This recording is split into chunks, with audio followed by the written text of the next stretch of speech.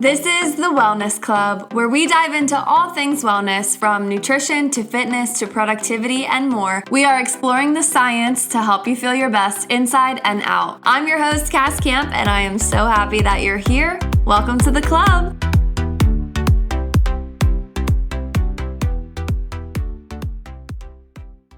Hi guys, welcome back to the podcast. My name is Cass. Thank you so much for listening. I have missed recording so much. There has been so much going on in my life the past couple of weeks that has just honestly stopped me from posting and being on social media. And I have been busy, let me tell you. If you follow me on Instagram, you know that I love to do time blocks where I time block my entire day, but I haven't posted those in so long and I still do them, but I honestly just haven't even had time to post them because I've been so physically, emotionally just overwhelmed. I feel like I've had so much going on in my brain, but now I feel like I can actually exhale because the things that have been stressing me out are kind of over with now. The biggest thing that's really been in the forefront of my mind has just been work stuff. As a dance teacher, we put on these big shows, and our program at the school that I work at is actually huge. We have like 350 dancers in the dance program.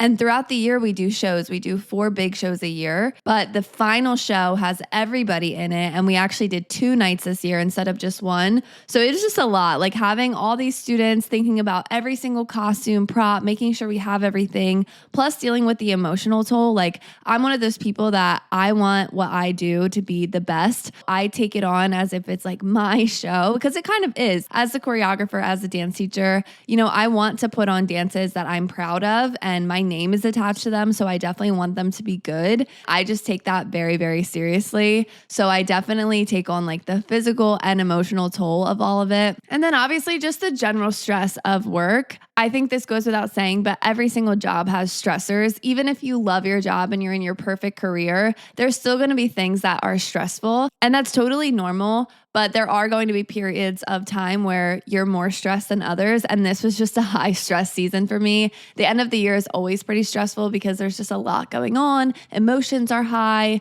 and all of that. And I'm working on just not taking that home with me and trying to have better boundaries and, you know, be nicer to myself. But it's obviously a work in progress and we all have things that we can work on to be better. You know what I mean? And this is just one of mine. At the end of the day, it really comes down to me being passionate about what I'm doing. And if you're one of those people too that, you know, doesn't have good work-life balance, or you take a lot of things home with you and that emotional toll is really high for you, I want you to reframe it for yourself. You're not sensitive or like weak or a doormat. You're literally just passionate and you want to do the best that you can. That's really what it comes down to. And that all sounds so much better than being like, oh, I just people please. I take home too much. I do too much. I overwork myself. It's like, no, you're just passionate and you want to do the best that you can. That's a good quality. You just got to know when to pull it out and when not to pull it out. And so all of this is what inspired this week's episode, which is all about burnout, because I'd be lying if I said I didn't feel a little bit burnt out after all of this. But I will say that there are certain things that we can do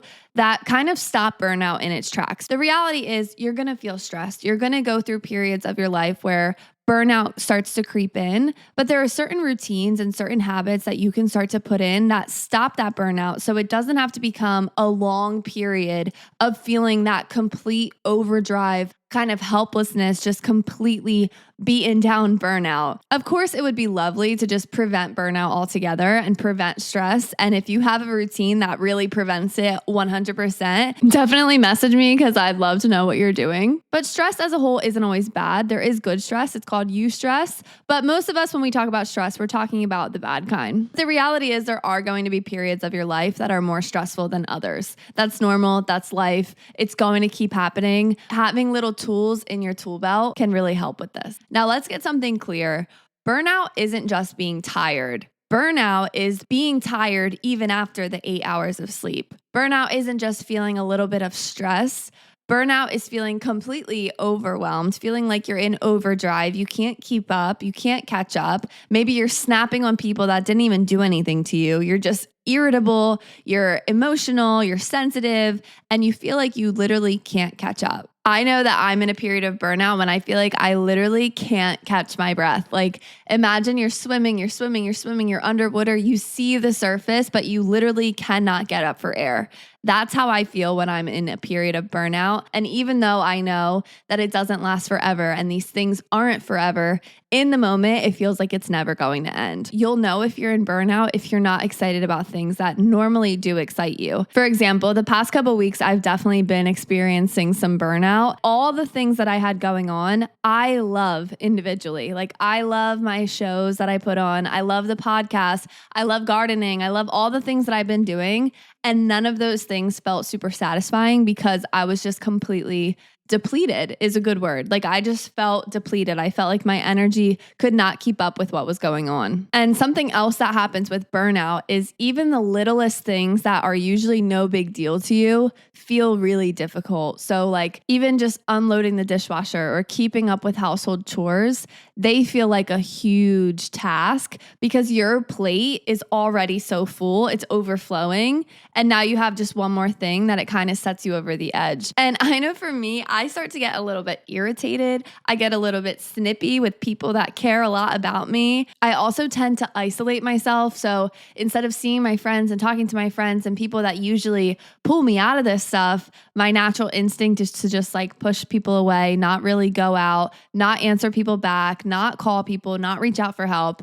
And this is a cycle that can be negative. Of course, some me time, some solo time is beneficial in small doses, but it's really important not to stay in that same cycle because what happens with burnout is sometimes it lasts for a while if you're not doing things to kind of pull yourself out of it. And we'll definitely get into some things that can help pull you out of it. Another telltale sign of burnout is it's not loud. Someone that's burnt out is usually high achieving, very productive. They seem like they have it all going for them. They're very busy with a lot going on. They seem to handle it well, but inside they're probably feeling extremely overwhelmed. And short term, they are managing it. They are handling all these things that they have going on. But over time, they might start to get sick. They might start to not feel so good. They might start to have aches and pains that they didn't have before. They might start to isolate themselves from their friends. Like all these little things go back to that burnout if it's not addressed. Now, all the things I just said are kind of my own analysis of burnout. It's like that qualitative data just from things that I've personally observed in my own life and in my friends. But I wanted to go into the science and see the research on burnout. And what's kind of surprising is most of the science and research on burnout strictly relates to occupational burnout, which literally just means the burnout that happens from your job. And while I agree that a lot of burnout can stem from your workplace, I don't think that burnout is strictly just at your job. Like if you've ever experienced burnout, which I'm sure a lot of you have, or almost every single person has at least once, you know that it's not just isolated to work. Yes, work can kind of like inspire it or start it, but you know it trickles into your entire life. It affects your relationships. It affects your household. It affects your self-esteem. It affects your workout habits. It affects your physical health. Like it literally affects everything. So when it comes to the research, I'm kind of disappointed to see that it only relates to occupational burnout. And unfortunately, a lot of the articles that I've read, the thing that they recommend what you should do when you're burnt out is literally to quit your job, which I don't necessarily think is always the best answer because I'm somebody that I love my job. Like I literally made a whole episode about my job. I love my job at the core, but I still experience burnout. And I think sometimes, especially in this day and age where we're used to like instant gratification, I think sometimes we're too quick to jump ship. For example, we see that in relationships and modern dating all the time. A lot of the advice we see when it comes to dating is as soon as someone's wronged you one time, leave them, cut them off, be done, because they've wronged us literally one time. Now, of course, if they are just a walking red flag and there's tons of things and you never feel good around them, yes, leave that person. But if they've just done one thing or they do something a little bit weird, is that something to leave? And when you ask people who have been in happy marriages for 50 plus years, they usually have a lot of things that they can list that they don't necessarily like about their partner. Like they don't do the things the same way, but they learn how to compromise. They learn how to deal with it. They learn how to just kind of love it and joke about it. And I feel like as a generation, we just don't really do that as much anymore. We're very quick to cut people off. We're very quick to cancel people. We don't really give people grace anymore.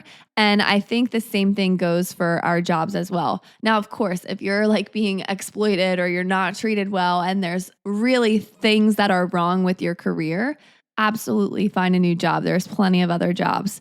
But if for the most part you feel really good and there's just a couple weeks where you feel a little bit stressed and burnt out, I don't think the first thing you need to do is go on LinkedIn and start applying to a bunch of jobs and leave the job you're at. Usually, if you don't have those systems in place to deal with it at this workplace, the same problem is going to happen at the next workplace.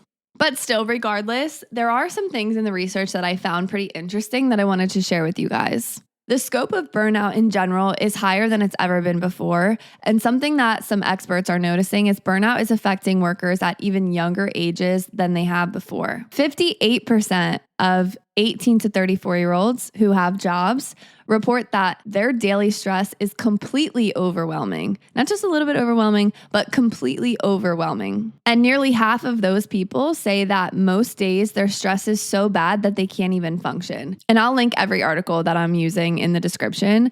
But basically the point is that burnout is not only affecting people sooner, but it's affecting people more severely to the point where it's completely debilitating. And from a health perspective, people that are suffering with burnout have higher chances of all different health conditions like cardiovascular disease, sleep disturbances, gastrointestinal issues, and depression. Now, when it comes to the whole thing of 18 to 34-year-olds feeling like their stress is completely unbearable, my first thought is, as a generation, can we just not handle stress the same way? Like, are we more sensitive? Are we weaker? Can we not handle stress the way that our parents, our grandparents, our ancestors could? Because I feel like someone my mom's age, maybe not my mom specifically, but my mom's age, would think like, oh, Gen Z is just weaker now. Like they can't handle stress the same way. They can't maintain a house. They can't get a house. They can't do this. They can't do that.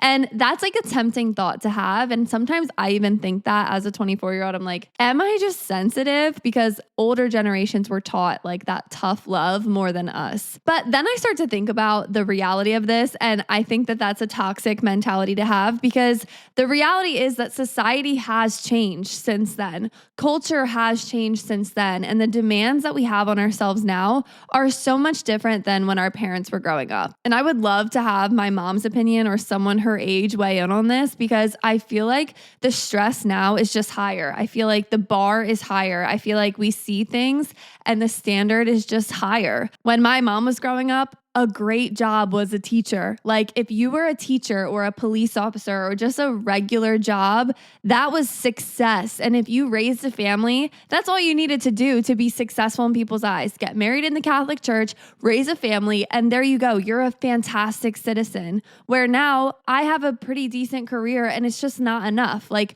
I need to do my career plus a side hustle, plus get married, plus get a house, plus have kids, plus do it all, not have a nanny, not get help, have the big house, have a vacation house. Like I could go on and on and on about the pressure that exists now. And the reality is it's just different now. So I can see why 18 to 34-year-olds who are literally building their careers for the first time are experiencing such burnout already because the pressure is different. The pressure isn't just start a career and make a life there and climb the ladder in one job. That's just not enough these days. People that are burnt out are also much more likely to make errors and their productivity kind of plummets. And this is definitely a concern for employers because if your employees are burnt out, they are much more likely to make errors. And that is scary for many jobs like mechanics, surgeons, architects, air traffic controllers, like these jobs that we really rely on for our safety. If those employees are burnt out and they're making more errors, that's a big problem. But like I said, someone that's burnt out isn't freaking out with their hair all a mess and wrinkles all over. They're usually pretty highly achieving, productive, normal people that the burnout is kind of just slowly creeping up on them and they don't even realize they're burnt out until it becomes debilitating, until they start getting sick, until they feel like they literally need to quit their job to escape what they're feeling. When in reality, if this was stopped sooner or prevented sooner, they could do something about it. According to the World Health Organization, burnout is defined as chronic workplace stress that has not been successfully managed. There are two parts of that definition that I want to emphasize. The first thing is the word chronic. Chronic is constant. Chronic isn't just a couple days, a couple weeks. Chronic is constant long-term workplace stress that has not been successfully managed. And this is the key because yes, stress pops up and even long periods of stress can pop up. If you have kids, you know that having a baby or having a young child can be a chronic stressful period, but being able to successfully manage it is the key. And the World Health Organization characterizes burnout under 3 different dimensions. The first thing is feelings of energy depletion or exhaustion, which I think you can easily identify if you're in burnout because you feel that just depletion, that exhaustion day after day, even if you're getting enough sleep. The second dimension is increased mental distance from one's job. So this goes back to what I was saying too, where this person is still showing up to work. They're not skipping work, they're not coming late,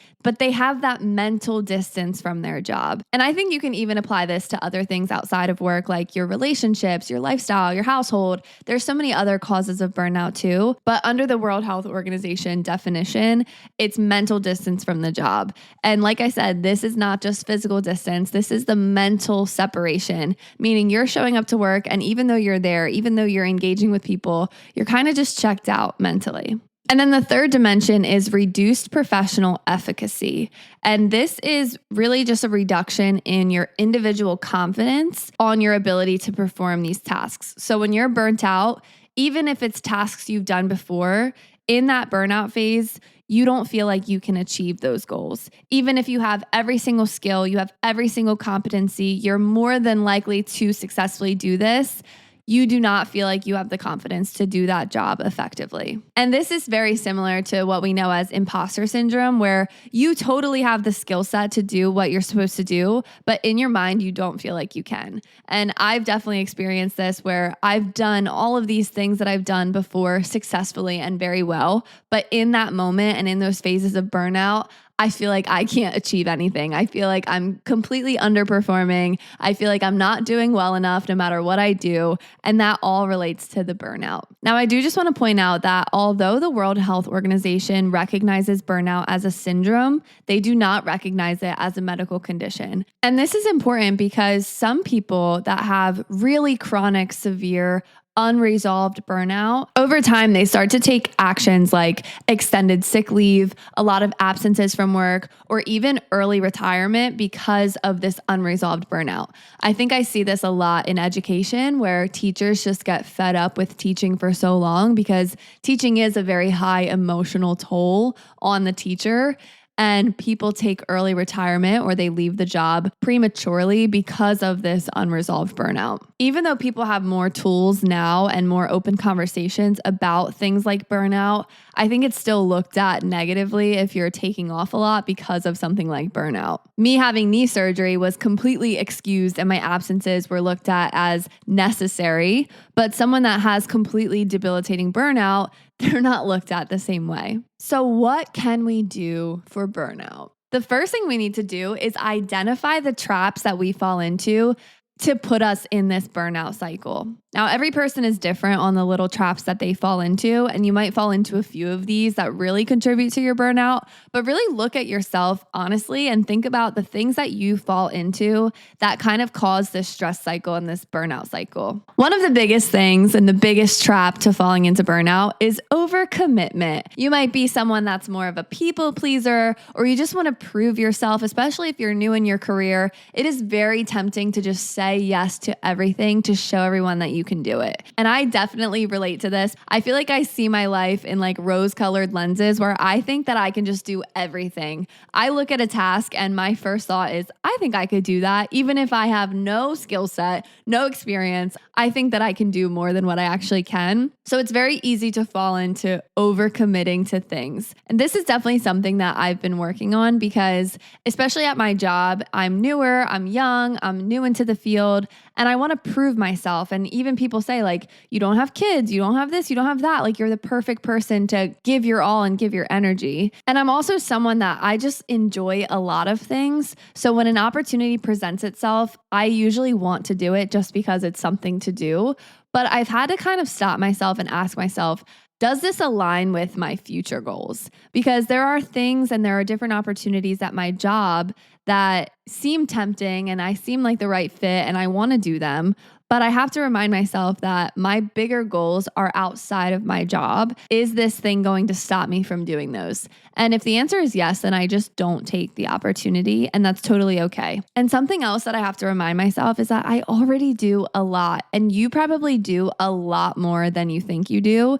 Even if at the surface you feel like you're never doing enough. Something interesting about teaching is that we have to do like a contribution log every single year. And this is a big spreadsheet where you have to write down every single thing you do all year, from your spirit weeks to your fundraisers, to the shows you put on, to the clubs you do, all the different things that you do. And it's for your observations. It's like a checkbox. It's really eye-opening to me because I feel like I don't do enough. And then I look at that log over the year and I'm like, oh my God, I'm doing plenty. And it kind of calms that like people pleaser, overachiever energy that I have in me. So I'm not saying that you need to do a contribution log for your life, but if you're feeling that like I'm not doing enough, just write down all the things that you do, because I bet it's way more than you think and it's way more than you give yourself credit for. Another trap for burnout is when you notice that you're starting to neglect your needs. And this can be from neglecting your hygiene, neglecting your meals, neglecting the routines that really set you up for the week.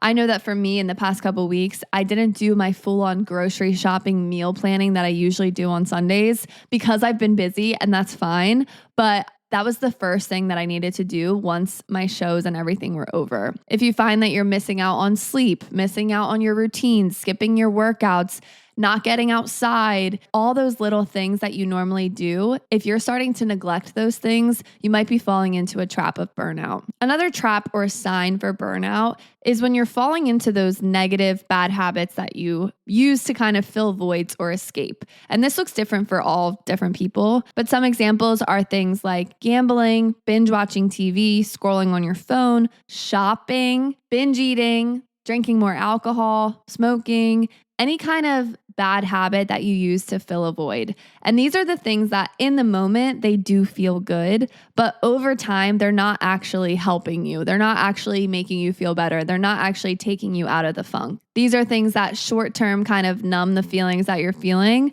but they're not doing anything else to help you. And some healthier swaps that you can do is eating healthy foods, going for a walk, getting exercise, cleaning your house, getting caught up on those household chores or your personal hygiene, things that are actually going to make you feel better. And then the fourth trap to burnout is this internal guilt cycle. And this is really important because when you're in a burnout cycle, first of all, you don't usually realize it. You're still doing your routines. You're still doing the things that you're supposed to.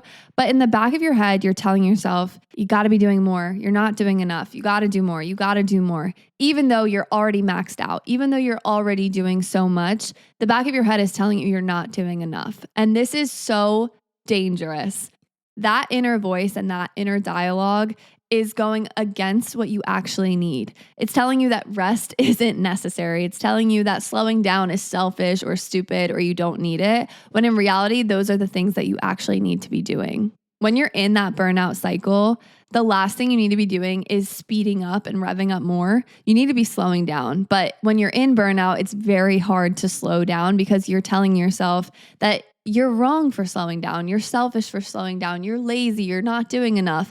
All those things that we tell ourselves that simply just are not true. Burnout at the surface is deceiving because it looks like you're just doing your routine. It looks like you're just doing what's normal. You're following that normal stress, that normal hustle and bustle culture, but it's not sustainable. And deep down, you know that because you usually feel bad. You usually feel low energy. You feel depleted. You feel exhausted, but you can't really pinpoint why. So then the question becomes, how do we interrupt this burnout cycle without just burning everything altogether? When you're in this cycle and it gets bad and you're in it for a while and you start to feel that sickness, that depletion, that exhaustion where you really start to feel it, the tempting thing is to just quit everything altogether. You start to bail on people. You don't show up to work. You don't do your obligations. And we don't really want to do that either. And honestly, most of us can't just walk away from everything anyway. You can't just quit your job. You can't just quit your family. You can't just quit all your responsibilities. But in that moment, it feels like that's the only answer. When you're burnt out, the best thing you can do is start small. And small is more powerful than you think it is. Instead of just redoing everything and rehauling your life and starting over, the best thing you can do is keep going, but start small. The first thing you need to do is you have to check in with yourself. And I'm not saying check in and journal and write a to-do list and, get all la-di-da woo-woo. You need to have a real check-in with yourself, and you need to ask yourself, what is really going to help me right now? What is actually going to serve me right now? It's not going to be scrolling. It's not going to be watching TV. It's not going to be having a binge day on the couch. What's the thing that is actually going to pull you out of the funk? For me, when I'm in this cycle, one of the first things I always feel like I need to do is clean my space and get caught up on those household chores. That's usually the first thing to go for me when I'm feeling really burnt out is I start to neglect the laundry. It starts to pile up a little bit, or I start to neglect my organization. And that kind of stuff makes me feel better when I'm actually doing it. So for me, I try to pick a small task that I know is going to help me. That could be one load of laundry. That could be unloading and loading the dishwasher. That could be cleaning out the fridge. Something small. I'm not saying to just Marie Kondo your whole life and throw everything out and clean and scrub and do the whole thing. If you're feeling burnt out, usually something small is going to help you much better than feeling like you need to do your entire house, because that's a little bit overwhelming in this moment. And whatever your things are that are actually going to help you, pick one priority off of that list and take as long as you need to do it. Something that I love to say to myself is, if you're tired, do it tired. And this just means that even if I feel horrible and I do it slow and I do it not as well, I'm still doing it. So let's say my priority is getting a load of laundry done. In a normal setting, I like to do my laundry a certain way. I separate all the colors, I air dry certain stuff, I put things in those little laundry bags, I fold everything a certain way, I color code my closet, I hang everything up a certain way. And when I'm not burnt out, that is a great routine. But when I'm tired and burnt out, that feels so daunting and draining and horrible. And it makes me not want to do laundry at all. So instead of forcing myself to do it like that, I literally just need to get the laundry done. I don't care if some clothes end up inside out. I don't care if the folds aren't perfect. I don't care if a towel is mixed in with the colors. As long as it's all clean, that's all that needs to be done, right? People that experience burnout are usually perfectionists at our core. I know for me, I am. And so it's tempting to be like, well, if I'm not going to do it perfectly, I'm not going to do it at all. But that mindset's just going to keep you stuck even longer. So pick your priority and do it tired. Do it not as good. Do it mediocre. But the point is that you're doing it. Another thing to help with burnout is going back to the basics and really simplify the basics. Something that I think slips up for a lot of people when they're burnt out is their meals. You start to skip, maybe you're not eating, or maybe you're going out to eat a lot more, you're getting takeout a lot more, or you're just skipping meals altogether. Getting real nourishing food is amazing in helping how you feel, and it gets you back into that routine. But like I said, it doesn't have to be this fancy gourmet meal prepped meal. Make something simple. Make something that's in one pan. Make something that's a couple ingredients, but have something simple. Yesterday, I literally just made avocado toast, and it was bread, avocado, and 2 eggs. That's it. And that was simple for me. Maybe for you, it's a yogurt bowl. That's so simple. You don't have to cook anything. You don't have to meal prep anything. You can just make it. Especially if you're coming from a period where you've been skipping meals or you've been eating out more. Having a real meal at home, a proper meal at home, is really going to reset you and make you feel better. The third tip for managing burnout is still prioritizing your sleep. So I know for me, when I'm burnt out, I usually am still getting sleep, but I don't feel rested. After I know that I'm burnt out and I need more rest, I allow myself to rest longer than I normally do. And this doesn't always work because, we work and we have a schedule and we can't just sleep in all day. But especially on the weekends, if I know that I'm in this period of burnout, like this weekend, for example, I did not give myself a wake up time. I allowed myself to sleep in. I allowed myself to go to bed earlier. I allowed myself to not set an alarm and just wake up when I needed to. And I actually ended up sleeping way longer than I normally do because I needed it. That emotional toll, that physical toll on your body after feeling that burnout is real. And sleep is so healing. Even if you have time to take a nap, take a nap. I took a nap this weekend and I felt better. Allow yourself to sleep if you can. Another thing that really helps me with burnout is kind of forcing myself to spend time with people that I like spending time with. And this one is very, very difficult for me to do because when I feel stressed and I feel burnt out, my first tendency is to close off every single opportunity and not speak to anybody. And that is just not what's going to help me. So for example, this weekend, after my shows and after everything was done, I was like, I just want to stay home. I have no plans. I don't want to do anything. And I ended up doing like quite a few social things, but with people that I actually like spending time with. The key to burnout is not saying yes to things for out of obligation. It's saying yes to things that actually make you feel good. So I spent time with my friends that I actually love and care about and want to spend time with. And it honestly pulled me right out of my funk because I was able to have quality time with them. I was so tempted to cancel and not see them and not do anything.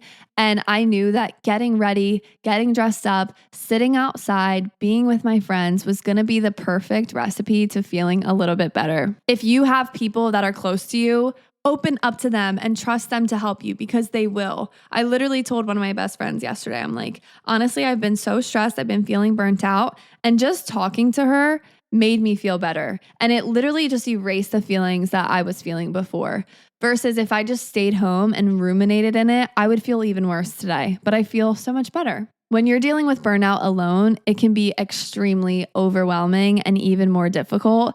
And sometimes just saying it out loud to someone makes you feel like you're not alone, you're supported, you're not as lazy as you think you are, and it makes it feel just a little bit easier to handle. Something that's really important to know about burnout is it's not fixed by doing more.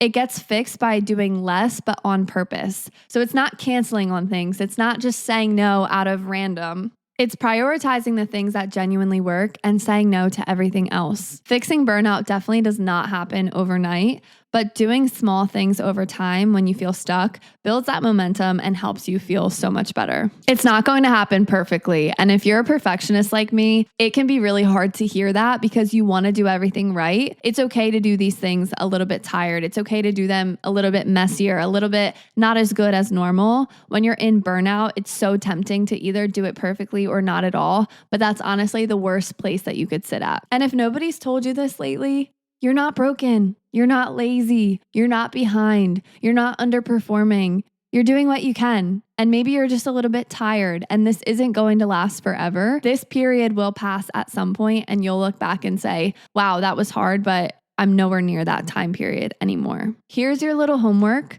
Pick one thing that you can do today. If you're feeling burnt out, pick one thing that's going to help you right now. Maybe it's drinking water. Maybe it's getting outside for 3 minutes. Whatever it is, do it with intention and be completely present in that thing. And trust me, it will help at least a little bit. Thank you so much for listening. If this resonated with you, share it with a friend. Share it with a friend who maybe is doing it all and pushing themselves and no one really sees how much they're actually doing.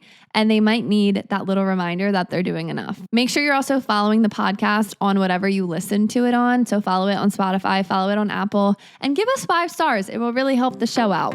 Thank you so much for listening and have a great week. Bye.